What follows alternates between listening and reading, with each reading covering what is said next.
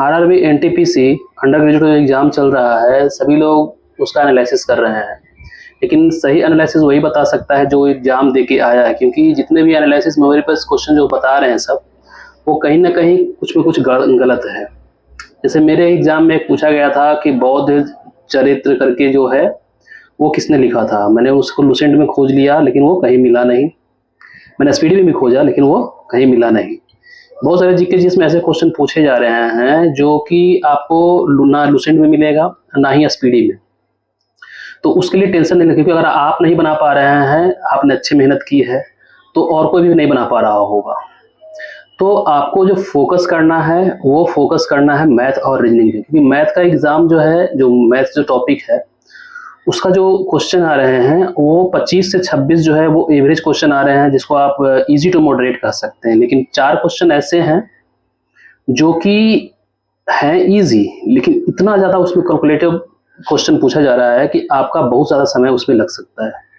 तो आप मैथ और रीजनिंग और जीके जीएस अगर कंप्लीट कर लेते हैं, उसके बाद लौट के उस क्वेश्चन को बनाते हैं तो सही रहेगा। और जहाँ तक मुझे लगता है बहुत सारे ऐसे कम ही बच्चे हैं जिनके पास समय बचता है लौट के आने के बाद, क्योंकि ऑलरेडी हमारे पास 100 क्वेश्चन है। ठीक है, मैंने एग्ज़ाम दिया था, मेरा 29 अगस्त को मेरा एग्ज़ाम था। मैंने सबसे पहले जो अटेम्प्ट किया वो रीजनिंग का किया, क्योंकि मुझे पता था कि मैं रीजनिंग में ज़्यादा वक्त बनाऊंगा। उसके बाद मैंने जीके जीएस को छुआ, क्योंकि रीजनिंग के बाद थोड़ा सा माइंड को रिलैक्स भी चाहिए, थोड़ा सा रिलैक्स भी माइंड को रखना होता है। उसके बाद फिर मैथ्स पे जाने के लिए सबसे अच्छा, मुझे जहाँ तक लगता है मेरे अनुसार वो अच्छा चीज़ में है। तो मैंने सबसे पहले रीजनिंग अटेम्प्ट किया, उसके बाद मैंने जीके जीएस को अटेम्प्ट किया। जीके जीएस में बहुत सारे क्वेश्चन ऐसे थे जो कि प्रीवियस पीछे वाले सेट में पूछे जा गए थे, जो कि जब मेरे फर्स्ट क्वेश्चन पूछे, लेकिन वो क्वेश्चन एग्जैक्टली वैसा नहीं पूछा गया था जैसा सब एनालिसिस में बता रहे थे। जैसे मेरे में एक क्वेश्चन था भारत और जापान का एक्सरसाइज, जो कि धर्म गार्जियन है। सभी लोग बोल रहे थे भारत और जापान के बीच जो एक्सरसाइज है वो धर्म गार्जियन है, लेकिन क्वेश्चन ऐसा नहीं पूछा था। क्वेश्चन पूछा था कि भारत और जापान के बीच जो एक्सरसाइज हुआ, वो जो एक तट का नाम दिया था जो मुझे याद नहीं, वो और एक सेना का नाम दिया था, बटालियन का नाम दिया था, वो किनके बीच हुआ। इस तरह से क्वेश्चन को घुमा के पूछा जा रहा है। तो सीधा सीधा याद करके ना जाएं। अगर आप प्रीवियस सेट में जितने भी क्वेश्चन आ रहे हैं उसको आप डिटेल्स में पढ़ के जाएं तो आपके लिए बेनिफिशियल। क्योंकि मैंने भी जितने भी 29 अगस्त से पहले जितने भी एग्जाम हुए थे वो सबका जो क्वेश्चन मेमोरी बेस्ड था वो पढ़ के गया था, और इसके कारण मैं 20+ मैंने जीके जीएस में मैंने बनाए। और उसके बाद मैंने फिर मैथ्स पे गया। मैथ्स में सबसे पहला क्वेश्चन ही था वो टाइम एंड वर्क का था, जिसमें दिया गया था एक किसी काम को 47 दिन में करता है, बी किसी काम को 43 दिन में करता है, और सी किसी काम को 31 दिन में करता है। मतलब 3 आदमी दिए हुए थे और तीनों का टाइम दिया हुआ था कितने कितने दिनों में करते हैं, और पूछा था कि ए बी सी तीनों मिलकर कितना दिन में काम कंप्लीट करेंगे। ये क्वेश्चन आसान है, ऐसा नहीं कि क्वेश्चन बहुत हार्ड है। आप ये क्वेश्चन, इस तरह के क्वेश्चन बहुत सारे बना चुके होंगे, लेकिन इसमें कैलकुलेशन कितना ज़्यादा है, देखिए आप इसमें देख सकते हैं कैलकुलेशन कितना ज़्यादा इन्वॉल्व है। किसी का एलसीएम आप कॉमन नहीं निकाल सकते हैं, सभी को आपको मल्टीप्लाई करना पड़ेगा। अगर आप मल्टीप्लाई के फॉर्म में ही अगर एलसीएम लेते हैं तो आपको फिर से ए का एफिशिएंसी, बी की एफिशिएंसी या सी की एफिशिएंसी निकालनी होगी। उसमें बहुत ज़्यादा कैलकुलेशन है, तो आपको कम से कम उसमें 3 से 4 मिनट तो आपको लगने हैं। मुझे लगा था, मैं वो क्वेश्चन को पहले छोड़ दिया, जो कि मुझे लग रहा था कि मैं ये क्वेश्चन बना लूंगा, लेकिन मैं उस क्वेश्चन को छोड़ा। 2 मिनट समय देने के बाद मैंने उसको छोड़ा। उसके बाद दूसरा क्वेश्चन भी उस तरह से कैलकुलेशन टाइम एंड वर्क का था। सेम क्वेश्चन, मैंने पहला टाइम एंड वर्क, दूसरा भी सेकंड टाइम एंड वर्क का, उसको भी मैंने छोड़ा। उसके बाद इजी क्वेश्चन था, सिंपल सा क्वेश्चन था कि अगर कोई आदमी, कोई दुकानदार जो है 100 मान लीजिए 340 रुपये में सामान खरीद कर 10% के प्रॉफिट में बेचता है, तो उसका विक्रय मूल्य क्या होगा। यह है ना आसान क्वेश्चन, लेकिन पहले 2 क्वेश्चन आप देखिए कितने टफ थे। पहले मैंने दोनों को छोड़ा, फिर तीसरा बनाया, फिर तीसरे के बाद चौथा बनाया, 5वां बनाया, छठा, इसके 7वां क्वेश्चन फिर से उसी तरह का कैलकुलेशन था, उसको भी मैंने छोड़ा। उसके बाद मैं करते करते गया लास्ट तक करने के बाद फिर मैथ में मेरे पीछे आया। फिर जो मैंने कॉपी, अपने जो पेज मिलता है रफ वर्क के लिए, उसमें क्वेश्चन नंबर को मैंने नोट कर लिया कि कौन सा नंबर पर ये क्वेश्चन है। उसके बाद मैंने लौट के फिर दोबारा आया, तब टोटल जाकर मैंने 26 क्वेश्चन मैथ में बनाए। 4 क्वेश्चन कैलकुलेटिव था, बन भी जाता, लेकिन टाइम खत्म हो चुका था। रीजनिंग आसान थे, लेकिन रीजनिंग में आपको 2 क्वेश्चन ऐसे मिलेंगे जो आपको फंसा देंगे। मुझे तो 2 ही क्वेश्चन लगा, क्योंकि मैंने टोटल 28 अटेम्प्ट किया है, जिसमें मैं एक जीकेजीएस बनाने के बाद मैथ बनाया, उसके बाद मैथ बनाने के बाद जो क्वेश्चन छोड़ दिया, उसके बाद मैंने 2 रीजनिंग, एक मैंने जो क्वेश्चन गलत बनाया था वो सही किया, और एक रीजनिंग जो मैंने छोड़ दिया था वो मैंने कंप्लीट किया। 2 नंबर मैंने वहां से भी सही किया, तो फिर से वापस आया। मैंने पहले कहा चुका था कि समय नहीं मिलता है सभी को, लेकिन मुझे समय मिला, क्योंकि मैंने जो टफ क्वेश्चन थे, जो कैलकुलेटिंग क्वेश्चन था, उसको मैंने छोड़ते हुए आगे बढ़ा, और सारे क्वेश्चन को कम से कम एक नज़र में देखना चाह रहा था कि कैसा क्वेश्चन है। इस कारण मेरे पास समय बच गया। मैं टोटल ओवरऑल अटेम्प्ट जो मेरा रहा वो 77 रहा, जिसमें से मैंने जब एग्जाम दे के आया तो मैंने मिलाया तो उसमें से 4 क्वेश्चन मेरे जीके जीएस के गलत हुए। 4 क्वेश्चन मेरे जीके जीएस के गलत हुए।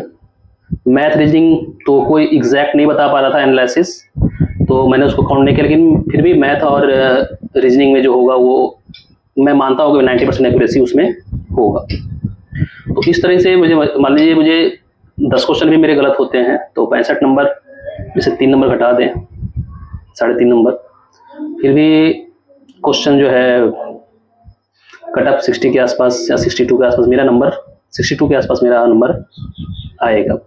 अब देखते हैं क्या कट ऑफ जाता है फाइनल, क्योंकि जितने भी क्वेश्चन मैंने सेंटर के बाद जब मैं निकला तो मैं सारे बच्चे से पूछा कि कितने अटेम्प्ट किए, तो सब 70 से 75 के ही एवरेज में बात कर रहे थे। एक लड़का मिला जो कि सिर्फ 80 बताया, बाकी सब ने 70 से 75 के ही रेंज में बताया।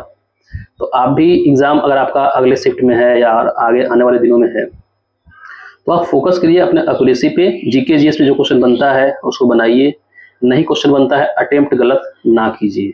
गलत अटेम्प्ट नहीं कीजिएगा तो आपका जो है, अगर 65 प्लस कर रहे हैं सही, तो आपके लिए सही रहेगा मेरे ओपिनियन से। लेकिन जितने भी कोचिंग वाले हैं वो तो सारे 80 बता रहे हैं कट ऑफ, 75 से प्लस बता रहे हैं कट ऑफ, तो मुझे जहाँ तक लगता है उतना कट ऑफ जाएगा नहीं, क्योंकि जिस तरह से जीके जीएस का सेक्शन है वो किसी को मार्क्स तो एक्स्ट्रा लाने नहीं देगा नहीं, क्योंकि जीके जीएस में बहुत सारे क्वेश्चन करेंट अफेयर से भी ऐसे थे जो को मैंने ना ही उसको स्पीडी में पढ़ा, ना ही मैं किसी वीडियो में जो ऑनलाइन यूट्यूब पे जो पढ़ाते हैं करंट अफेयर्स उसमें देखा।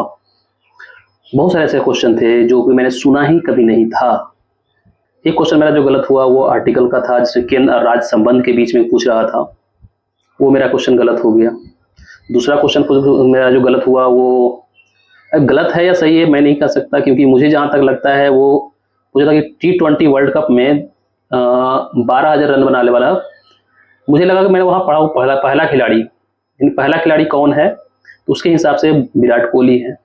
लेकिन जब एनालिसिस लोग करवा रहे थे तो उसमें बोल रहा था कि दूसरा पूछ रहा था। दूसरा तो मुझे पता था कि रोहित शर्मा है, लेकिन मुझे पता है कि मैं शायद मैं पहला पढ़ा हूँ तभी मैंने विराट कोहली मारा था, क्योंकि मुझे 2 पहले और दूसरे दोनों पता थे कि कौन है जो 12,000 रन मारने सबसे पहले प्लेयर बना। तो आपको कन्फ्यूजन भी बहुत होगा क्वेश्चन में, आपको आता हुआ क्वेश्चन, बहुत सारे ऐसे क्वेश्चन हैं जो आपको आ रहे हैं लेकिन आप गलत मार के आए, क्योंकि वहाँ पे एग्ज़ाम का प्रेशर रहता है और टाइम आपके पास कम रहता है, तो दिमाग उस तरह से रिस्पॉन्स नहीं कर पाता है। जबकि रिस्पॉन्स करता भी है तो आपको लगता है कि इतना आसान तो क्वेश्चन नहीं पूछेगा, क्योंकि ऑलरेडी ये पहले के शिफ्टों में एग्जाम में ये क्वेश्चन पूछे गए हैं। तो थोड़ा सा वो क्वेश्चन को जब जैसे ही घुमाएगा आप भी थोड़ा सा सोचने लग जाए कि ऐसा क्वेश्चन तो नहीं पूछ सकता, तो आप भी कुछ दूसरा मार के चलिए, जैसे मैंने किया। अगर पहला पूछ रहा है तब तो विराट कोहली मेरा सही है, लेकिन अगर वो दूसरा पूछ रहा होगा जो कि मैं उस समय ध्यान नहीं दिया तो वो मेरा गलत हो जाएगा। ठीक है, तो इस तरह का मिस्टेक आप भी एग्ज़ाम में करते होंगे, अगर नहीं करते तो अच्छा है। तो इसलिए मैं कहता हूँ कि आप एग्ज़ाम में जाइए शांत दिमाग से, मैथ, रीजनिंग और जीके जीएस को अटेम्प्ट कीजिए। आप कोशिश कीजिए कि आप गलत मार के ना आए, तुक्का मार के ना आए, जो कॉन्फिडेंट हैं वही मार के आए, तो आपके लिए सही रहेगा। क्योंकि अगर ज़्यादा आप अटेम्प्ट करने के फेर में जाइएगा तो हो सके आपका नेगेटिव जाए, तो 1 नंबर तो जाएंगे ही जाएंगे, उसके बाद 0.33 जो नंबर एक्स्ट्रा जो आपको नेगेटिव में पीछे की तरफ लेके जाएंगे वो आपके लिए नुकसान करेगा। और कटअप अगर हाई जाता है तो उसका कारण ये भी हो सकता है कि अंडर ग्रेजुएट तो अभी चल रहा है, ग्रेजुएट का CBT 2 हुआ नहीं, तो जो ग्रेजुएट बड़े होंगे, मैक्सिमम लड़के जो है अंडर ग्रेजुएट भरे होंगे, तो वो एग्ज़ाम तो देंगे तो ऑलरेडी वो कट ऑफ टेक्नीशियन का भी जो एग्ज़ाम दिए फॉर्म भरे होंगे वो भी अंडर ग्रेजुएट का भरे होंगे लेकिन टेक्नीशियन आप देख रहे हैं कि उसका जो कट ऑफ जाता है बहुत ही हाई जा रहा है। तो आप सोचिए कि वहाँ भी लड़के अच्छे हैं तो भी एनटीपीसी अंडर ग्रेजुएट में बैठे होंगे, तो फिर भी कहीं ना कहीं वो एक्स्ट्रा क्वेश्चन आपको अटेम्प्ट करने पड़ेंगे, लेकिन गलत नहीं अटेम्प्ट करें। क्योंकि अगर टेक्निकल वाले बच्चों ने जीके जीएस को एक्स्ट्रा अटेम्प्ट कर रहे हैं, इसका मतलब वो भी पढ़े होंगे तभी कर रहे होंगे। अगर वो लोग भी एक्स्ट्रा अटेम्प्ट करके गलत बना रहे होंगे तो फिर आप कहीं एवरेज में हैं। तो घबराना नहीं है, जो कि इमरान खान कहते भी हैं, घबराना बिल्कुल नहीं है। आराम से क्वेश्चन को देखें और अटेम्प्ट करें, जो सही लगे वही अटेम्प्ट करें, गलत अटेम्प्ट करने की कोशिश ज़्यादा ना करें। क्योंकि मैक्सिमम बच्चे जो है वो 99 बना के आते हैं, 100 बना के आते हैं, 90 बना के आते हैं और सेकी भगाते आते हैं कि हमने इतना अटेम्प्ट किया, लेकिन उसमें सही कितने हुए ये मायने रखता है। तो आपका सही जो अटेम्प्ट है वही मायने रखता है, आपने टोटल कितने अटेम्प्ट किए ये मायने नहीं रखता है। तो मेरा वीडियो बनाने का यही पर्पस था। मैं एग्ज़ाम दे के आया हूँ, मुझे पता है कि वहाँ पे कैसे क्वेश्चन पूछी जा रही हैं। एनालिसिस में तो कोई लिख रहा है यूट्यूब पे छप जाएगा, यहीं से छप जाएगा, ऐसा ही क्वेश्चन आएगा। एक क्वाड्रेटिक इक्वेशन का क्वेश्चन भी था, वो थोड़ा ईजी था, जो कि जैसे लोग सब बता रहे थे। उसमें से रूट्स की वैल्यू दी हुई थी और उसमें से इक्वेशन बनाना था, तो वो क्वेश्चन बन गया था। प्रॉफिट लॉस से भी क्वेश्चन था, एक प्रॉफिट लॉस के बाद प्रॉफिट लॉस में ही मिक्सचर एलिगेशन का भी कॉन्सेप्ट लगा हुआ था, वो क्वेश्चन था। उसके बाद टाइम एंड वर्क का क्वेश्चन ठीक ठाक था, और उसके बाद एक ट्रेन से 2 क्वेश्चन थी, ट्रेन एंड स्पीड से, वो भी बहुत ज़्यादा कैलकुलेटिव थी। तो मैंने 2 question train and speed and time and distance से छोड़े और 2 टाइम एंड वर्क से, बाकी क्वेश्चन सारे अटेम्प्ट मैंने कर दिए थे। और जो मेरा आंसर मेरे बनाने के बाद जो आ रहा था, मैंने सिर्फ उसी को टिक मारा है मैथ में और रीजनिंग में। इसके अलावा मैंने किसी भी मैथ में, ना ही मैंने मैथ में तुक्का मारा और ना ही मैंने गेस वर्क किया और ना ही रीजनिंग में मैंने गेसिंग वर्क की। और जीके जीएस में तो मैंने बता दिया टोटल 77 है, मैंने 26 जो है मैथ में बनाए। तो रीजनिंग में 28 होता है, आप कैलकुलेट कर ही सकते हैं मैंने जीके कितना बनाया है, जिसमें से 4 मेरा तो जीके गलत हो गया, जो कि एक क्वेश्चन तो मैं आता हुआ क्वेश्चन गलत करके आया हूँ। तो आप ऐसी गलती ना करें, आराम से जाइए एग्ज़ाम दीजिए। Best of luck. और हाँ, चैनल को सब्सक्राइब करना मत भूलिएगा, इस तरह से इन्फॉर्मेशन मैं लाता रहूँगा। Thank you.